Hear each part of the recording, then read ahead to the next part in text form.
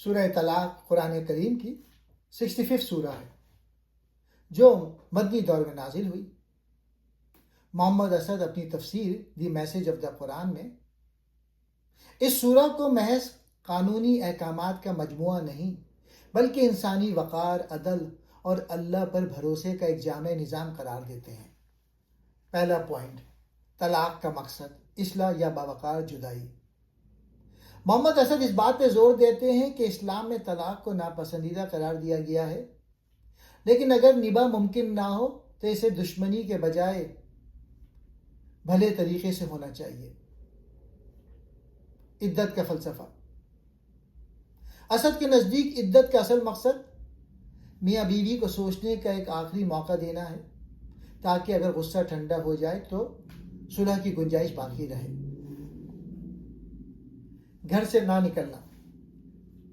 اللہ کا حکم ہے کہ عدت کے دوران عورت کو اس کے گھر سے نہ نکالا جائے۔ اسد اسے عورت کے معاشی اور نفسیاتی تحفظ کی علامت قرار دیتے ہیں۔ دوسرا پوائنٹ، تقوی اور معاشی خوف کا حل۔ اس سورہ کی سب سے مشہور آیت 2 اور 3 تقوی کے بارے میں ہے۔ محمد اسد ان کی تشریح میں لکھتے ہیں، جو شخص اللہ سے ڈرتا ہے یعنی تقوی اختیار کرتا ہے، اللہ اس کے لیے تنگیوں سے نکالنے کا راستہ بنا دیتا ہے، ایسی جگہ سے جہاں سے وہ گمان بھی نہ کرے۔ محمد اسد کے مطابق جب انسان جذباتی یا مالی بحران جیسے طلاق کے وقت میں اللہ کے قوانین کی پابندی کرتا ہے تو اللہ اسے ایسی ذہنیت اور متبادل وسائل عطا کرتا ہے جو اس کے وہم و گمان میں بھی نہیں ہوتے۔ تیسرا پوائنٹ، حمل اور بچوں کے حقوق۔ سورہ میں واضح کیا گیا ہے کہ اگر طلاق کے وقت عورت حاملہ ہو تو اس کا تمام خرچہ ولادت تک مرد کے ذمہ ہے۔ محمد اسد بتاتے ہیں کہ اسلام نے رشتوں کو ختم ہونے کے باوجود معصوم بچوں کے حقوق کو مقدم رکھا ہے تاکہ وہ والدین کے جھگڑے کی بھیٹ نہ چڑھیں۔ چوتھا پوائنٹ، وسعت کے مطابق خرچ، معاشی توازن۔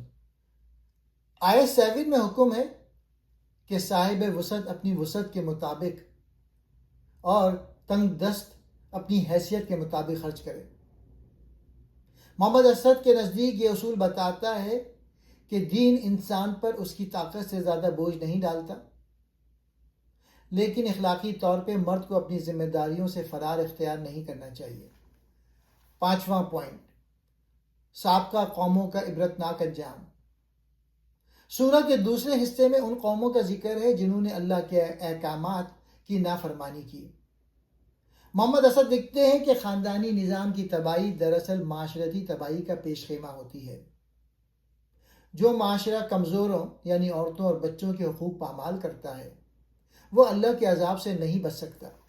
چھٹا پوائنٹ، کائناتی طاقت اور علم الہی۔